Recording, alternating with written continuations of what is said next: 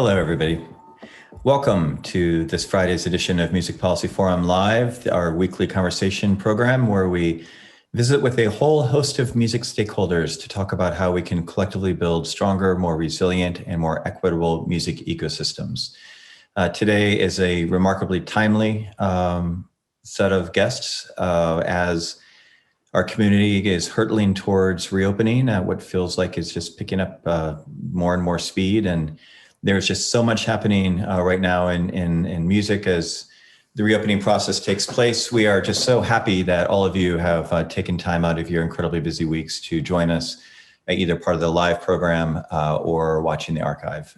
We've been doing the show for about 13 months, every Friday, virtually every Friday for last year.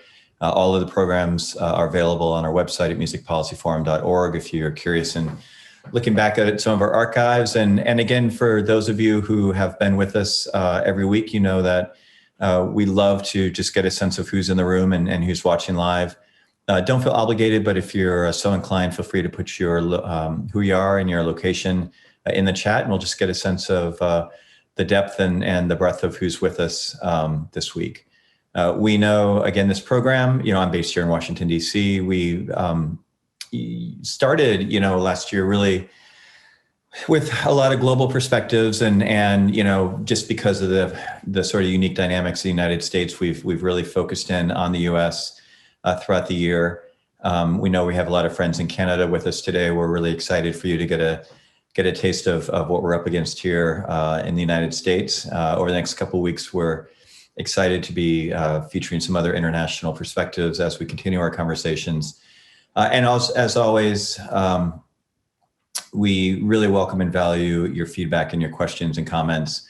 You can always hit us up at musicpolicyforum@gmail.com.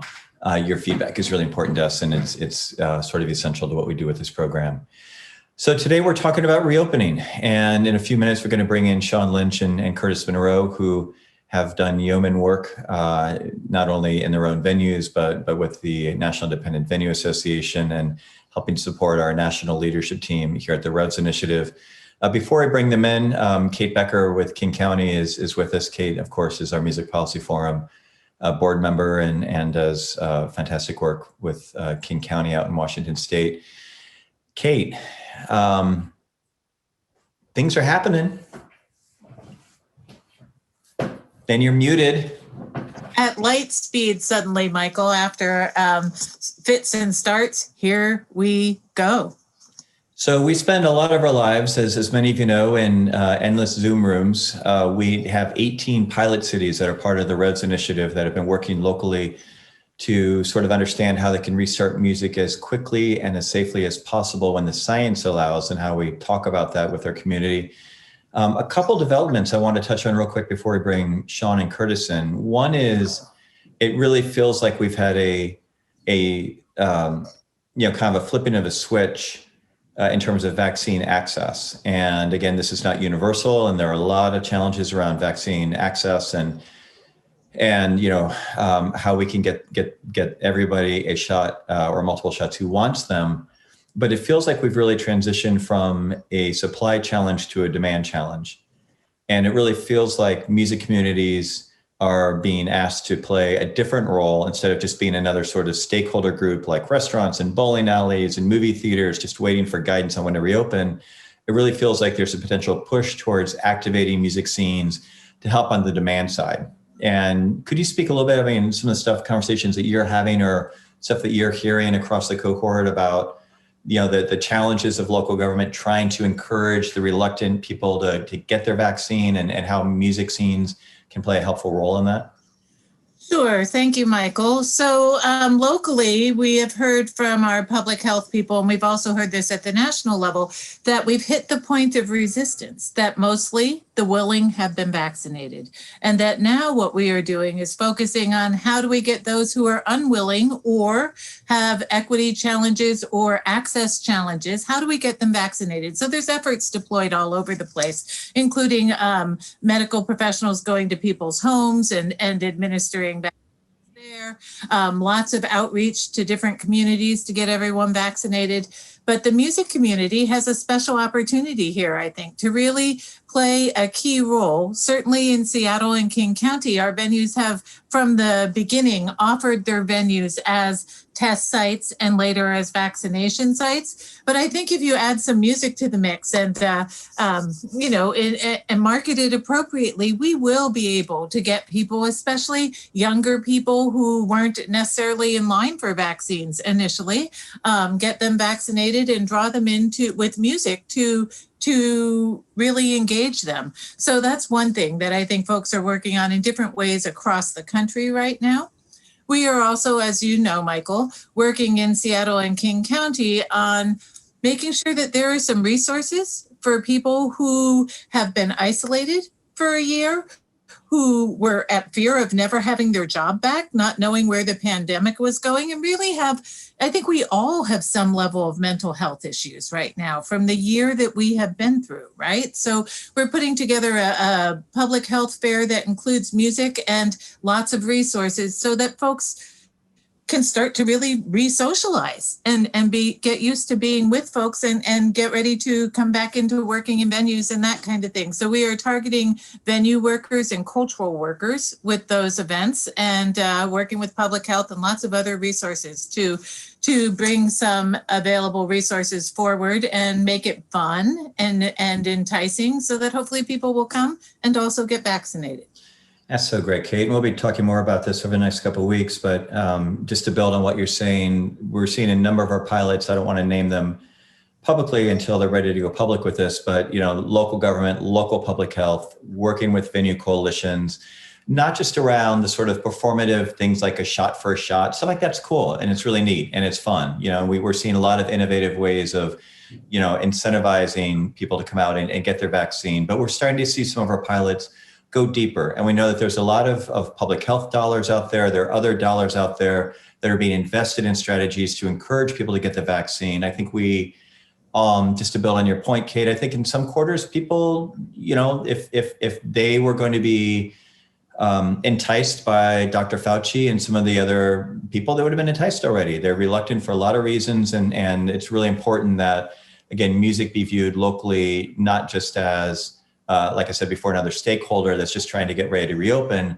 but really a real partner and a resource, as we get over this hump in terms of the demand side. So that's exciting. And yesterday there was some big news out of the CDC. So I'm going to ask Alex to pull up an infographic. The CDC, as everybody in this call probably knows, came forward with a kind of a new way of visualizing what is possible if you have a mask and if you're vaccinated or not vaccinated. And certainly, I think this infographic gets high marks for clarity, right? I mean, it looks really pretty there. If you're fully vaccinated, it looks like you're not wearing a mask and looks like everything's green.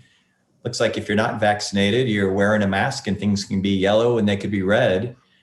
But this is a complicated infographic and a complicated message coming out of the federal government, not quite out of the blue, but a little bit out of the blue. And, Kate, how does this sort of, dovetail with the more sort of detailed and complicated conversations that have been happening with local public health, with venues, with a lot of folks over the last 14 months?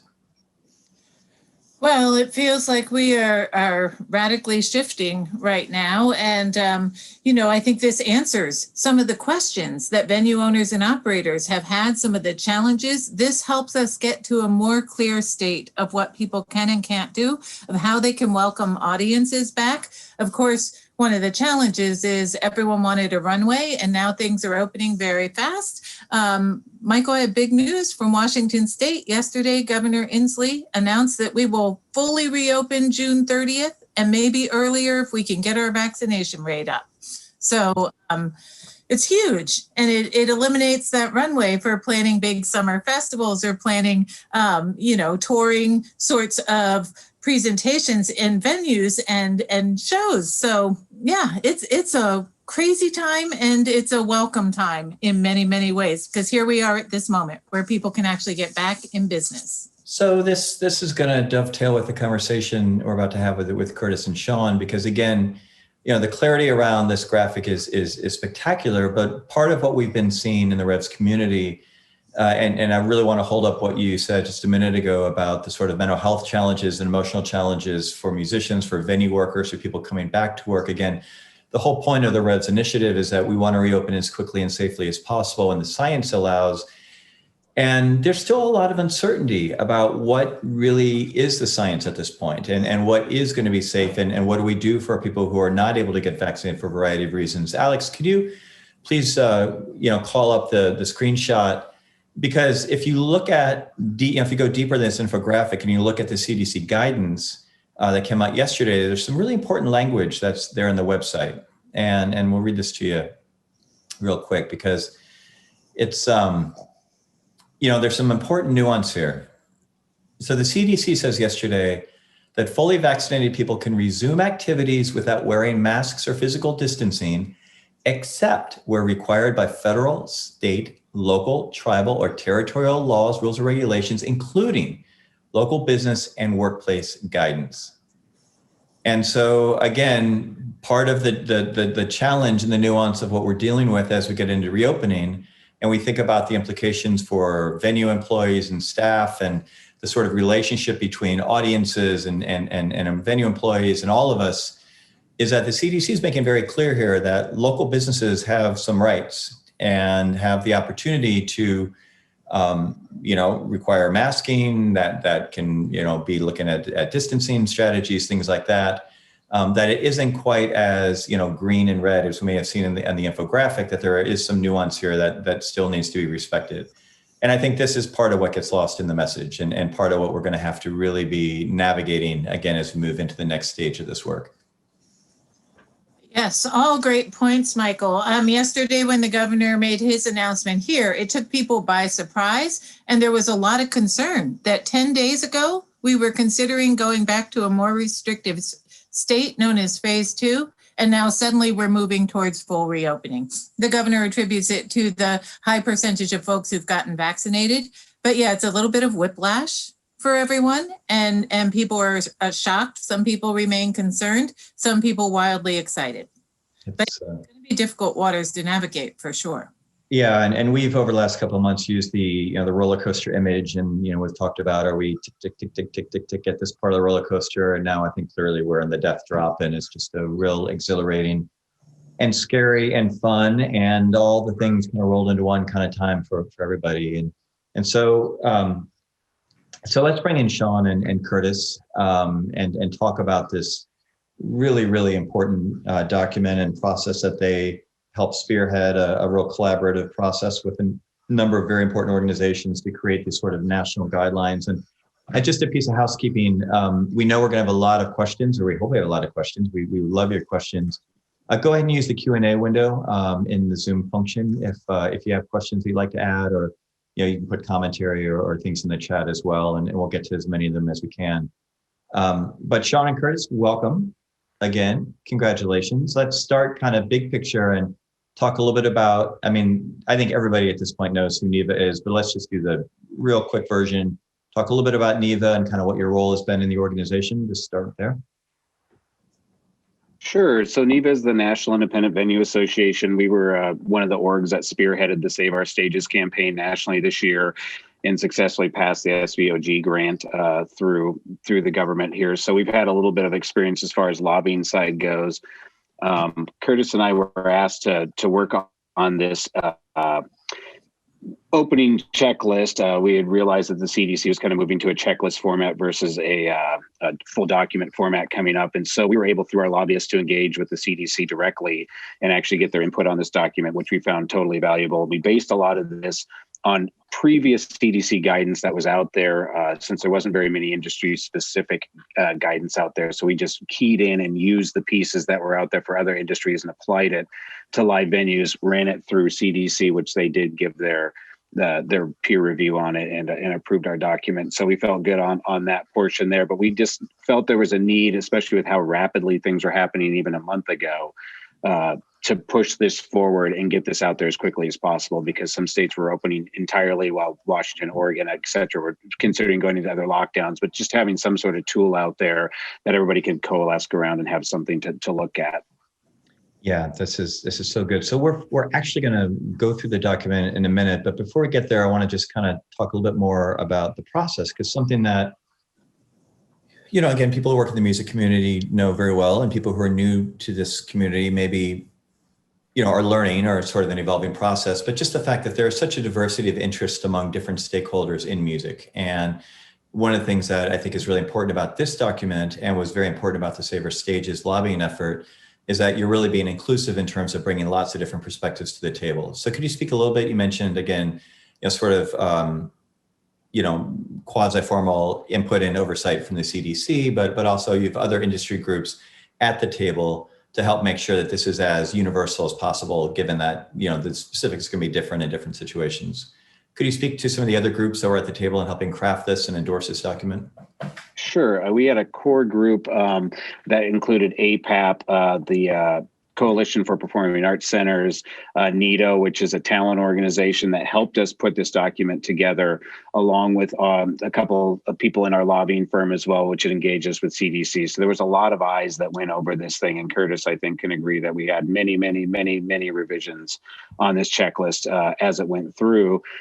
It was really valuable, though, to me in particular, to see some of the stuff that I would have never thought of, because we're just a live venue, a concert business here. But, people talk about, oh, we're not addressing hair and makeup. We're not addressing, things that aren't in our purview. So to have these other experts in there talking about their specific situations was really helpful to us, because it really broadened it out to be kind of try to cater this to anybody that had a club that could have 25 people up to a PAC that could have 5,000. So we wanted to make sure that it was pretty broad, suggestive, reasonable things that people could get into, weren't insanely expensive. We went the route of trying to do the most logical things first, without trying to take. There was a lot of expense ideas out there for a long time, and there was a lot of concern from Curtis and I. We had met with many, many vendors about people trying to sell things to businesses to move their business forward, and we were realizing that wasn't really the way forward as we continued our conversations with different groups and CDC. So we moved away from those ideas, because that seemed like a potentially just an economic opportunity for another business versus an actual solution to what was going on. So we wanted to make sure to have a solutions-based situation. Yeah. Also, we need to also mention the Event Safety Alliance as well. Oh, yeah. They were very instrumental in helping us draft this document. That's right. That's right. And if you guys aren't familiar with ESA, I was just going to say they started with the stage collapse in Iowa in 2012 or 13 there, where there was the giant stage collapse. So the Event Safety Alliance came out. So they've been focused on safety all around, including, rigging points and just how you hang equipment. I mean, anything safety involved in the concert industry has been spearheaded by ESA. Correct. Yeah. Yeah. And so Alex is going to put some of the links to these organizations in the chat if anyone's interested in checking out ESA or APAP or others. So we're going to actually formally go through this document, and it's going to be, a fun way to spend a Friday. We have a good question, which we can go ahead and speak to real quick, and we'll get into the meat of the document. But a good question from Chris, just about how you guys handled vaccines in terms of this document. So, and that gets, again, I think, to the question of what this document is intended to do versus what it's maybe not intended to do. And just, could you speak a little bit about, how you approach the vaccine question in terms of this particular document that we're sharing today? Sure. The order of the document was basically cited by how CDC had presented it back to us after the initial review. So we put the document in the order that the CDC had replied to us, in the order that they saw as a priority at that point in time. So we didn't determine any of those positions of where we thought that was going to be. We had presented a document and they had reordered what they thought the priority was. So we based it off of what CDC had sent to us. All right, so here we go. Safe and sound. Again, the link to this document is in the chat. So if people want to get it themselves, you can go do it. We'll mention before we go through this in detail, on the right side of the document, you'll see another couple dozen organizations that have formally endorsed the document. The Revs Network was very proud to endorse this and appreciate you all, not only your support for Revs throughout the last chunk of time, months and months, but also asking for our advice and feedback. So again, really shouting out the broad-based aspect of this effort. All right, but you guys just drive the car and let me know where you want me to Scroll to. Okay. Sean, you want to start on this one? Sure. So we put this list in order. We had come up with things that were out there that we knew applied to not only venues, but to restaurants, other places of gathering, and started to compile this list with that. And again, when we were talking about the order of this came back as the order of what CDC had suggested they had prioritized at that point in time. Not only does it talk about what you need to do, but with Event Safety Alliance in particular, they really like to teach people why you're doing something. So there's an educational piece below everything explaining why you do these kind of things. I do want to cite on this list, though, before we start, even though CDC may have changed some of their guidance yesterday, this doesn't necessarily mean that any of this stuff is gone by the wayside. I mean, we are looking forward. This is not specifically COVID-19 related. This is for anything future coming up. And I think as an industry, to avoid something like this in the future, we can probably all move into a much safer model all around. But, the first thing that always came up from CDC was air circulation. And based on what they had on their site, we went through and linked, and that's the beauty of this document, is that these links, as CDC updates, will be updated. So you can click on these links for more information, but as CDC updates their links, those links will be updated because that's what it's going to. So you'll have the most up-to-date information coming out there. I see something on there that says a revised version, but that's what I'm saying right there, is that the revised version will be on these links because it will be through the CDC. We may tweak a few things, but as it goes, all the stuff that's on here, you'll be able to link through and have the most current guidance that's out there. And that's why we did that intentionally, so it wouldn't be a document that constantly needed to be updated. It would be updated from the CDC side. But air circulation for them was one of the main things at that point in time when we were talking about as far as on large gatherings. We wanted to make sure it said in there, some of the easiest things you could do is just open a door. So, we wanted to start with the easiest thing that somebody could do to reduce risk to people, up to, installing air filters on your HVAC system, and explaining why that's important. Same thing with face coverings, and this is, when you go through this list, you're just going to see it's all stuff that we already know. We were just trying to put it into a format that's usable for everybody. So, on the face coverings here, require production crowd-facing staff to wear effective face coverings at all times.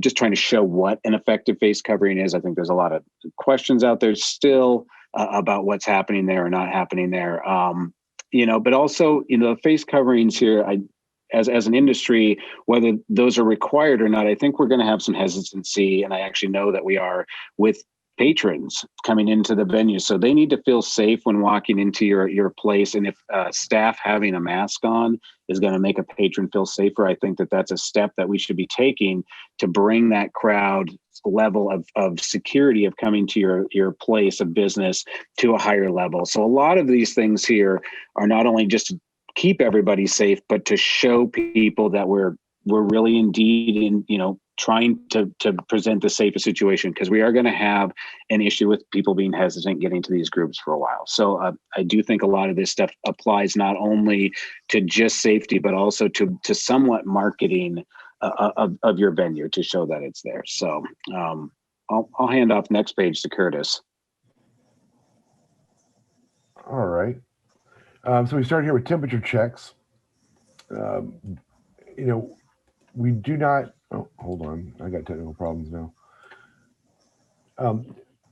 Basically, according to this, 40% of infected people are asymptomatic carriers.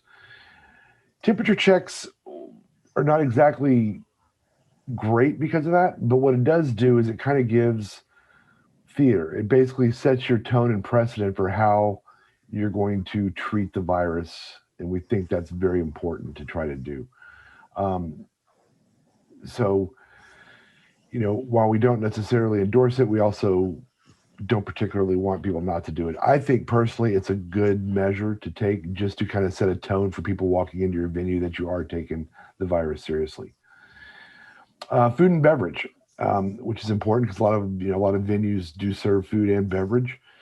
Here we also take into account, putting guidance for bars and restaurants in there, which is also really good guidance from the CDC. Try to eliminate reusable, or try to eliminate hard menus, go with reusable or app-based menus. Eliminate buffet style service and go for single serve and disposable items. Health implementation. Something that's been talked about for a while has been an on-site health coordinator for clear and concise written internal COVID-19 safety plan, which also has to fall in line with your local guidelines as well. Update your employee handbooks. This information trains staff to enforce these rules by teaching them the basic science, which is kind of like what we've done here in the guide, with outlining just kind of some basics as far as how to treat these individual items. Consider making a live pre-show announcement or pre-recorded announcement to patrons that communicate your venue's protocols. This is a really good idea to kind of help, once again, set the tone for how your venue is going to deal with these protocols. Also, post these rules within your venue, on your website, in your ticketing, however, to communicate these rules along with your patrons. We've also got another link here for attending large events, which is another good CDC resource. I want to jump in on that one real quick, Curtis. Sure. And Sean and Kate, welcome you into this question as well. One of the things we've heard a lot of both concern and kind of interesting problem solving around is this notion of, what are the characteristics of a health coordinator, and particularly for smaller venues that maybe don't have a lot of full-time staff, maybe don't have a lot of capacity, maybe already sort of economically challenged.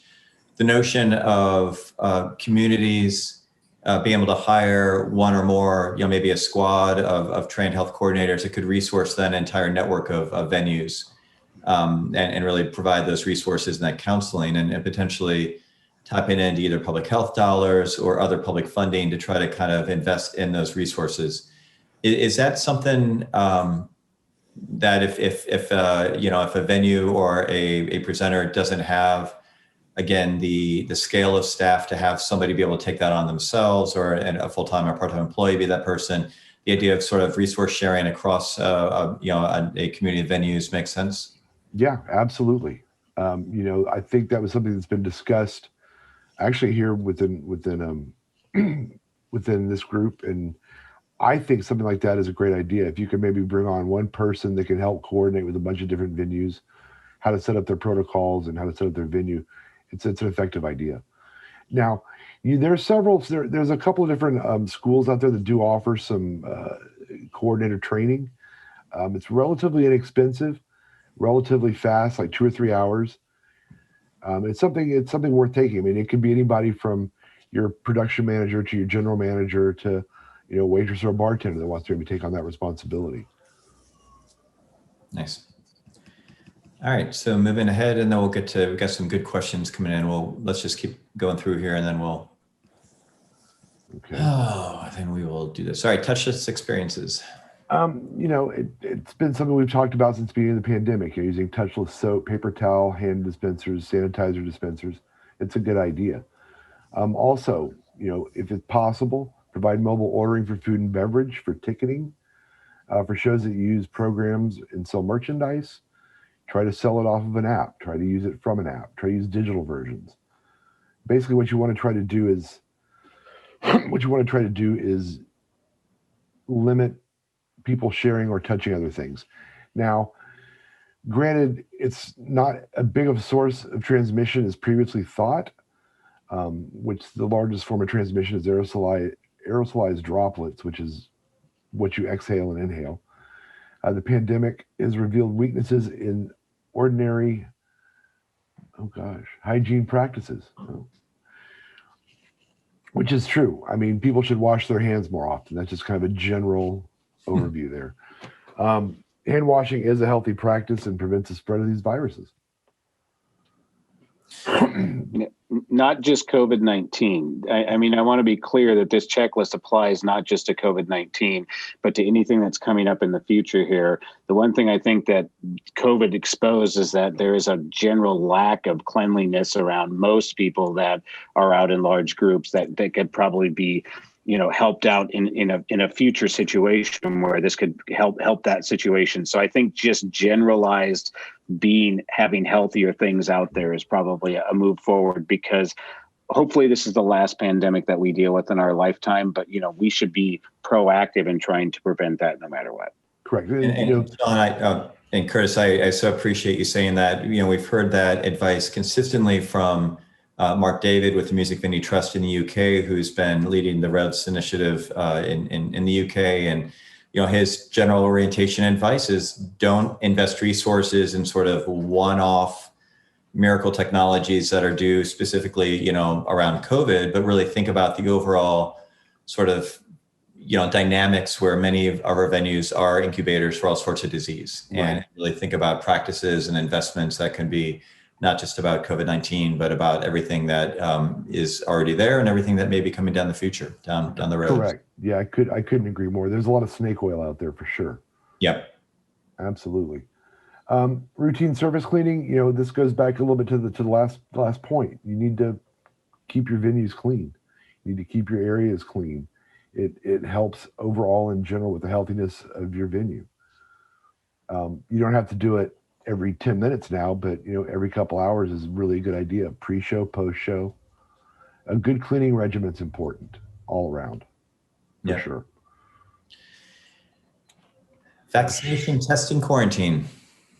Sean, I hand this one off. I do want to point out, you bet. And I was going to say, even though it's in the middle of the document, it is at the lead top for the guidance for back of house staff and performers, because this is an area as a business that you can actually control versus your patrons.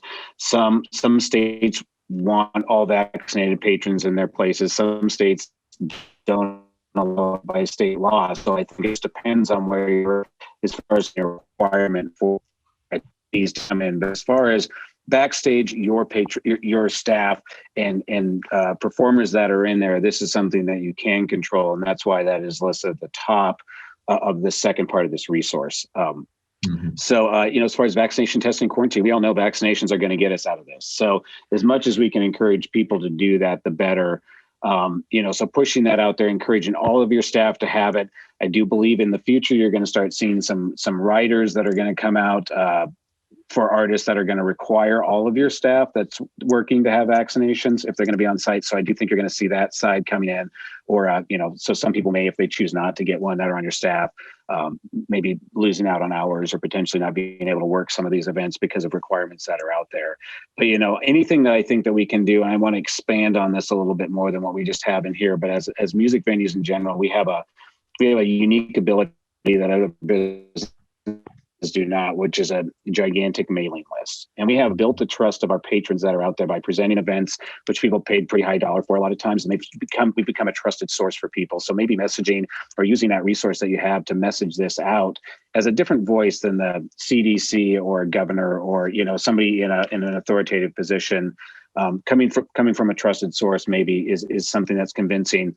Here in particular, we've started to do some outdoor events recently, and I have our health department show up every single time with a vaccination trailer on the spot so people can get that as needed. So anything we can do to push the vaccination forward, I think we should be doing as music venues and presenters. And we do have that unique opportunity. A restaurant isn't going to have a mailing list of 30, 40, 50,000 people, but a lot of venues do, or you can reach a lot of people with one email.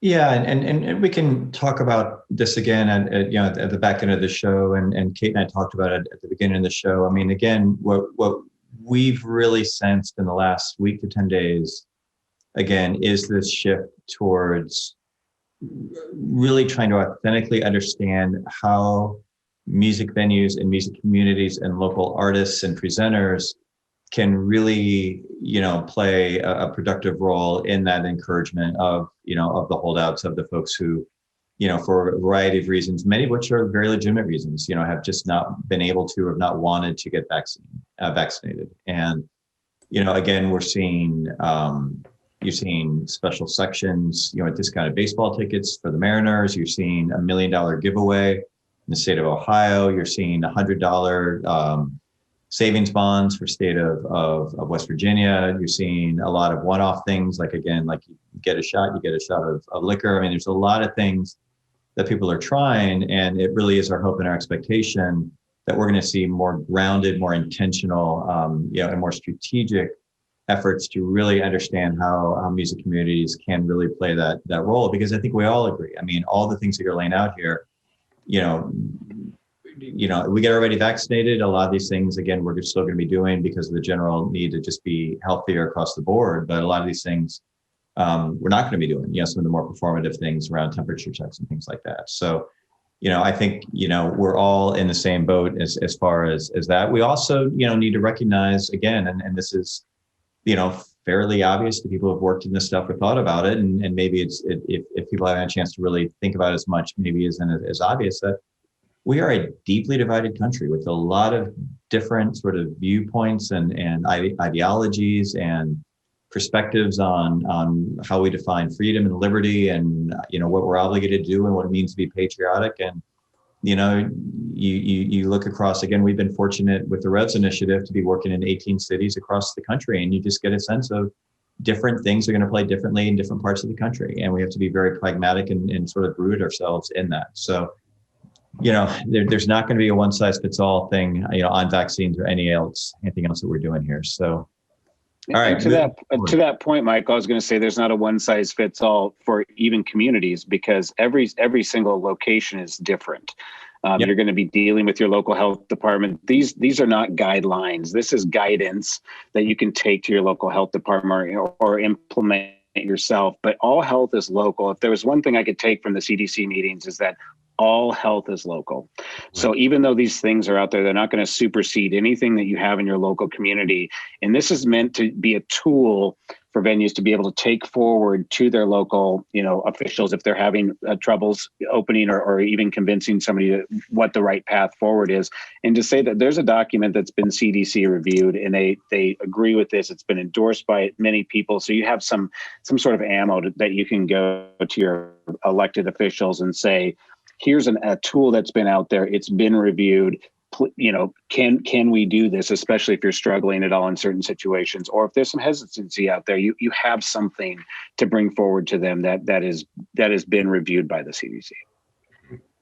Yep.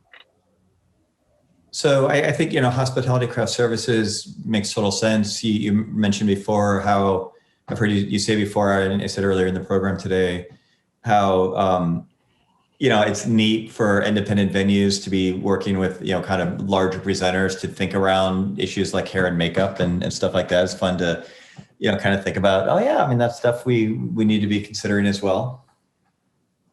Oh, absolutely. Yeah. And so speak a little bit about the backline issues. I've seen some concern about this from folks who saw the document and just, floated the reality that many artists are simply not in a position to provide their own backline. But talk a little bit about what I read this as sort of aspirational. This would be ideal, and then there's also what the reality is, sort of in terms of the economic situation for a lot of performing artists. What's your sort of take on the backline questions here? I mean, this is once again, this is set up just as guidance. Some artists and bands and performers do travel with their own gear. For those that don't, it needs to basically be clean and sanitized before and after. Aspirationally, yes, we'd love them to bring everything with them all the time. I mean, if they could bring in their own mic cords, that would be amazing. But, it may not be possible. Yeah. So if in those cases, things need to be prepared, before, after, or if someone else is using them in between performances, if you've got different people touching it, then yeah, it should be cleaned before and after and during. Yeah, and we've had, again, talking about some of our pilots, some of the conversations in the Revs community is, could some relief funds and recovery funds and a lot of the stimulus money is kind of being pushed through the system. We've got a lot of money and it's kind of going out right now that is sitting with state and local government, that's sitting with arts agencies, that's just out in the community. Are there opportunities, for local artists to get some funding to go buy a bunch of gear?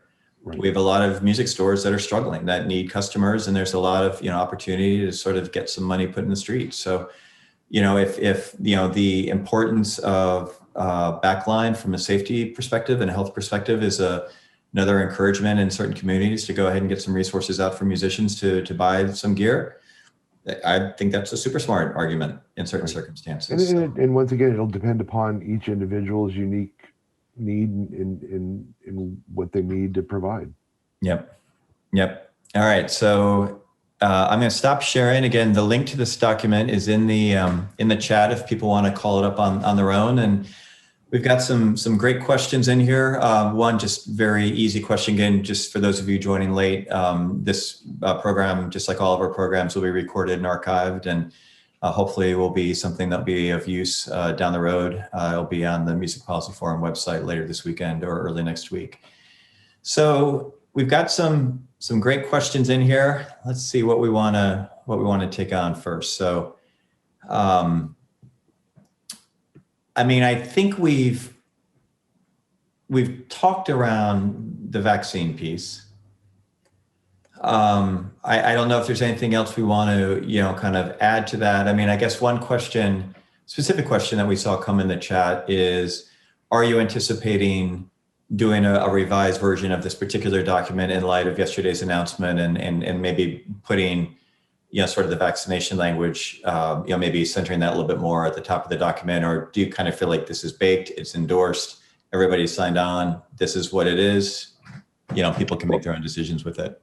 The top of the document pertains more to your patrons that are coming in. And again, you're not going to have a lot of control over that. So I would prioritize the vaccine on the things that you can control. So that's what we focused in on. It's the number one thing that came in on the sides that we could do that.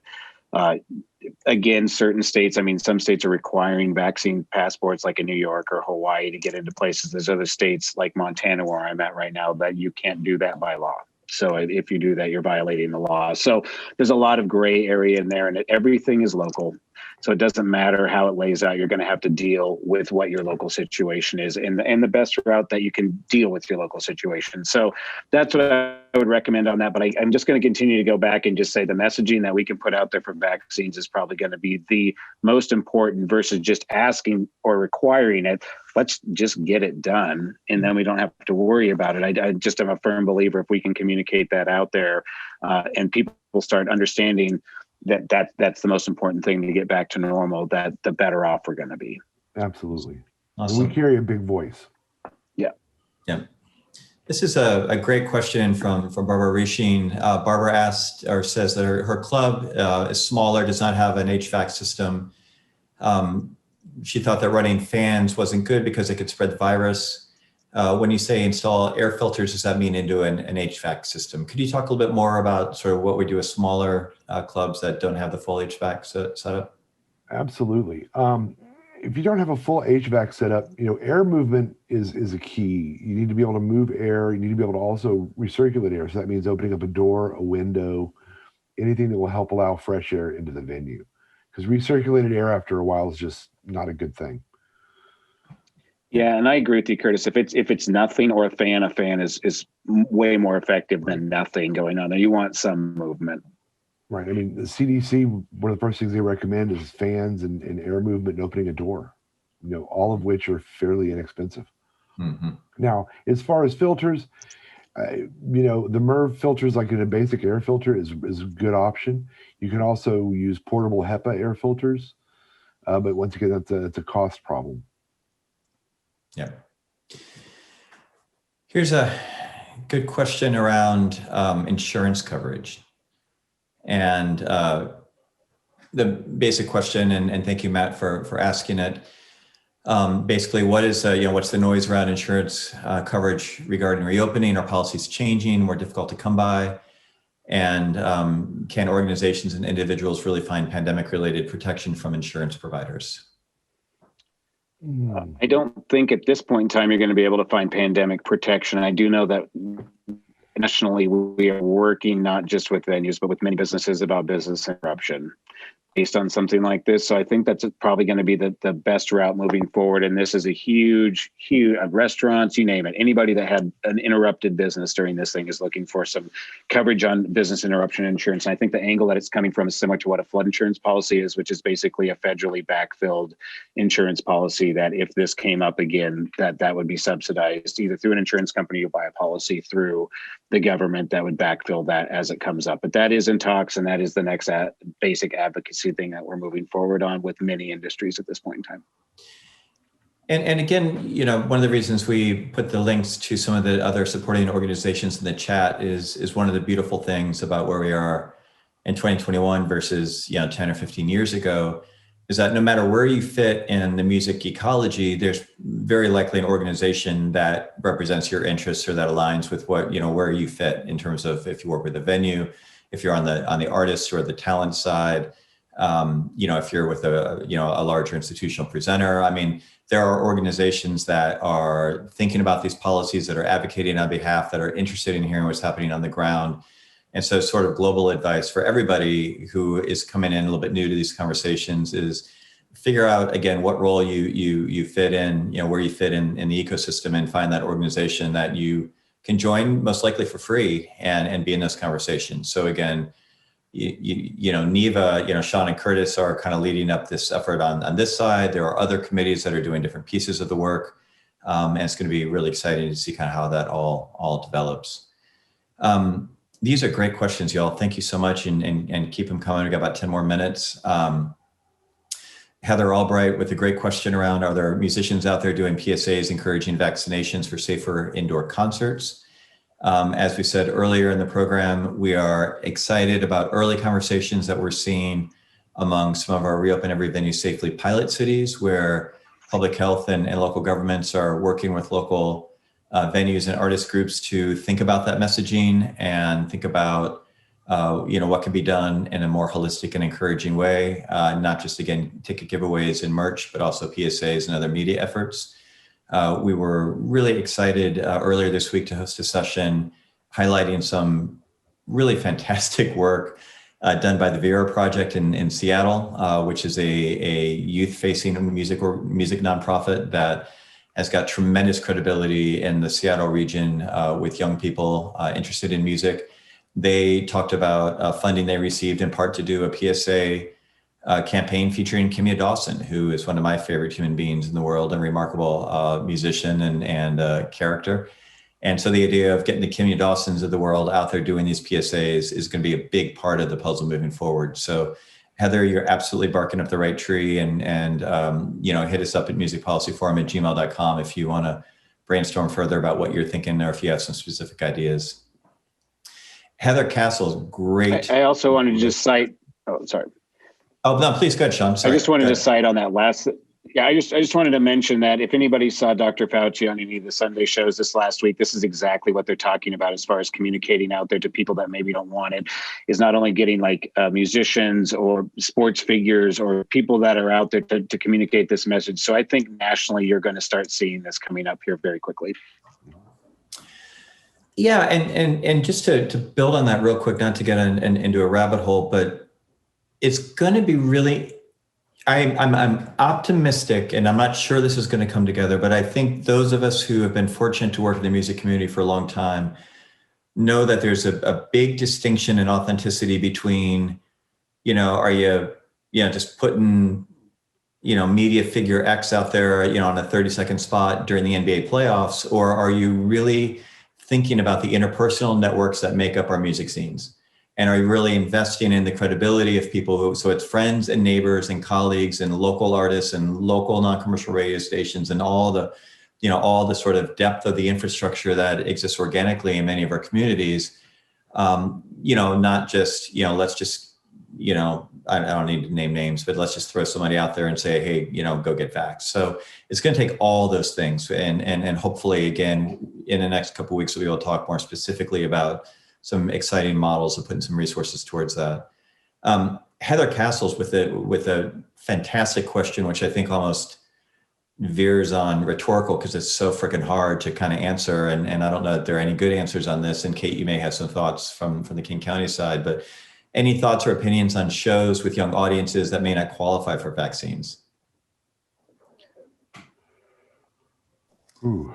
Advice is just to do what you can to manage your audience, keep your surfaces clean, encourage everyone to be respectful of the people around them. I mean, I think that's all you can really do in a situation like that. Although, Sean and Curtis, anything you want to add? No, I mean, I agree. I think that's a good approach. Yeah, and also just again talk to your local health department, because they're going to probably have some ideas of where you're at as far as your caseload and where you're located, what's safe, what isn't safe. Obviously, if they can't get a vaccine, we're talking about a crowd that has masks on, because that CDC guidance that came out yesterday does not apply to unvaccinated people as far as being in there. So I would say follow this list as much as you can on this checklist to do that no differently than we would maybe 30 days ago before this situation came up yesterday. Correct. And one other thing, if you can get a trusted messenger on stage, whether it's a musician or a performer, someone from the venue who's well known, to convey that message to the audience and ask them for their cooperation in all those things, I think it's helpful. Absolutely. And I would just add at one point again, and I'm not obviously an expert at any of this stuff, and I'm not sure anybody is. I certainly am not, but since I'm hosting the program, I get to pretend I'm an expert on anything. But I think, I want to be really clear that when we're talking earlier about some of the challenges of the CDC messaging and some of the complexities in terms of how it's evolving, and this question of, comparing that infographic that's saying if you're vaxxed, you're good to go. Otherwise, you've got to have the mask. But then does that put pressure on venues and all that? I want to be really clear that, I think everybody here is working in extraordinary good faith. I think this stuff is really freaking hard. And I think the whole broad question as we go through the process of the sequencing of how we're thinking about our young people, what is going to be, again, scientifically viable for them in terms of children in the pre-15 set. What are we doing, again, for the 15 to the 25-year-olds who may or may not feel like they need to get vaxxed? All these things are just really hard. And I think, the more that we can feel like, again, these are people collectively, all are people of good faith that are really trying to do the best thing that we can do as quickly as we can and as scientifically sound as we can, the better off we're going to be. And I really am, I know we're going to have a lot of hard issues related to, we do have them. They're going to continue around school reopenings and around all sorts of things. And we're going to need to really be thoughtful about our young people. And we talked earlier about, mental health issues facing our musicians and our venue workers and the music industry. I mean, those of us with children know that this has just been compounded for educators, for students, for the entire, community. This is stuff we're gonna have to really be thoughtful about. Well, I love this, that we have twin questions from two nightlife advocates in two different cities who basically asked us the same thing. I doubt they texted each other to make sure that they both got that question in, but Allison in Pittsburgh with the Office of Nightlife and Scott Plusalik in the city of Seattle asking a similar question around opening doors and windows for circulation does by definition create sound challenges. And do we have any thoughts or suggestions on how we balance that, how we navigate the issue that as we move music outdoors or as we're increasing opening windows for circulation issues? What do we do with the other side of that coin? And again, I would suggest it's almost a rhetorical question because that's just really, really hard. But Curtis and Sean, I don't know if you have any feelings on that, or Katie, anything you would like to weigh in on that? It is. It's tough. I mean, you would definitely, I think, having conversations with your neighbors is a great idea. Now, opening them when you can, close them when you can. Also, make sure that it's not a safety issue or a venue safety issue. Make sure that you're not going to have people just wandering off the streets because your doors are open. If it costs too much to have somebody watch the doors, then you have to keep them closed. Open them up before and post show. Yeah, I'd say communication is key everywhere. Yeah. The more that you can communicate to your local officials, to your neighbors, to whoever you're going to be there and explain your situation. I don't think there's going to be anybody out there that doesn't realize that a venue is in the situation that we're in right now. So I don't think it's going to take a lot of convincing, but I do think just communicating that out there and getting that blessing. I think especially if you're driving traffic to an area, your neighbors, if they're restaurants or they're retail, will probably be supportive of this because they want that crowd, that foot traffic down in the area. So you're economically driving something there too. So you can make an economic argument as well as just a safety argument as well on that. Yeah. Right. And, Graham Smith-White points out in the chat that opening windows is expressly prohibited by DC alcohol licenses. And again, wow. This gets to, part of the utility of this document, should be a tool that local advocates like Graham can use to go to local government to say, this is really a consensus document that's been done, again, not written by the CDC, but with the advisement of the CDC. And these are sort of the things we're being asked to do or recommended that we do. can we come up with a temporary solution, again, with communication being key. One more question. This is in from Sam with World Music Development Colorado. And this is such a great question because we are really seeing this come up in a lot of our pilots and a lot of concern around this. What are the protocols for security staff interacting with audiences? And I would add the adjunct to that, venue employees having to play more of a security enforcement role than they normally would be, given these sort of new protocols and developments. Can you speak a little bit to that? And again, if that's more of a general sort of flagging issues that we're all thinking about, and less a clear answer, I think that's totally appropriate. But what's your response to Sam's question? I would say, this is a really difficult question, but what we're talking about is public safety, correct? So if you put your employee in a position to where they could potentially not be safe and not from COVID, to me, it's no different. I mean, we're talking about safety of all people, not just the virus. We're just talking about safety in general. So make sure, I think, that communicating your policies like we have in that document before people walk in the door, so there's expectations, communicating that with maybe an announcement that's before there, so there's expectations that are there. I think most people will follow that if they understand what it is going in there. Don't get me wrong, you're always going to have that bad apple that's out there. But I personally do not agree that someone should need to get into a confrontation with somebody over a mask, because the likelihood of them getting hurt in that situation is higher than the COVID issue. So I think you want to prioritize what that safety issue is on that situation. And I think it's per incident. Obviously it's going to, every incident's going to be different. But if we're talking about safety, because I do believe that's what we're talking about with COVID, with all of these cleaning things that are in there, that doesn't just mean it's just viral safety. It's all safety. So what situation is going to be the safest situation? It's a very hard question to answer because there's so many variables. Right. And you'll have to come up with your protocols and then, thoroughly train your staff on how to handle them, for sure. Yeah. And I think, Kate, go ahead. You've got a comment here. I was just going to say that over time, I hope that we develop some sort of scene norms as we do this, where the crowd's not having it. If someone is not being respectful of the environment we're in and they see a security person trying to get them to cooperate, just like we see with lots of other things in the scene, the crowd's likely to say, "Get out of here, dude. We don't want you here." Yeah. And it gets to the stuff that's in this document, which is that preemptive communication with ticket buyers or people who are coming to the venue, clarity about what the expectations are, trying to make that again as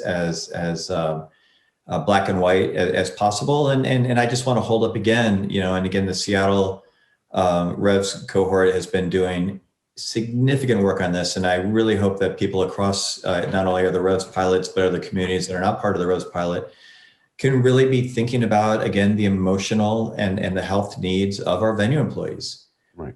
This is a crisis. This is really freaking hard what people are being asked to do. And it's been hard that they've been off work for a long time. It's hard they're going back to work, to be developing and implementing these protocols and dealing, with patrons who I think we have to assume there's going to be just a real, wide variety of experiences. And it's asking a lot of people who have a lot put on their shoulders, and we need to value that. And again, what we need to be doing is, I really feel strongly in our music scenes, music communities, is we don't need to be going asking for additional money to be invested. The money is there.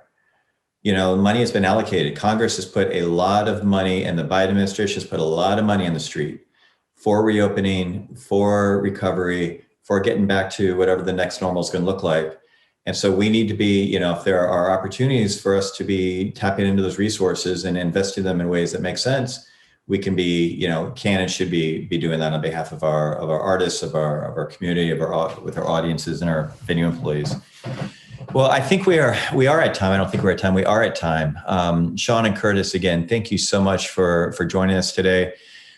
People need to know if even if you don't own a venue, you can tap into NIVA's resources and NIVA's networks. And they spend a lot of time doing versions of what we did today on listservs and in webinars, and just really exploring how we're going to solve this together. So, if you have not accessed NIVA as an organization, again, nivassoc.org is the website, and it's pretty clear to get a sense of how you can sign up for their information resources. And Again, in terms of our work here at Music Policy Forum, send us an email at musicpolicyforum@gmail.com. Thank you again for participating and watching this show and asking your great questions. The archive will be up as soon as our ace producer, Alex can get it up. So if you thought there's things today that were helpful for your friends and colleagues, please feel free to share that link when it goes live. We'll be back. We have 2 more weeks of programming. Next week, we're going to be talking again about the mental health issues facing venue workers in Seattle. We're going to be talking with our good friends in Northwest Arkansas about some of the creative industry efforts they've been building. 2 weeks from today, we're going to be talking to Auckland, New Zealand, and getting a whole different view of the world in terms of how other folks are approaching all these issues. And then we're going to take a break and we're going to figure stuff out, and we'll be back in some form in June. So thanks, everybody. Have a great Friday. Have a safe Friday, and we'll talk to you next week. Thanks, everybody. Thanks.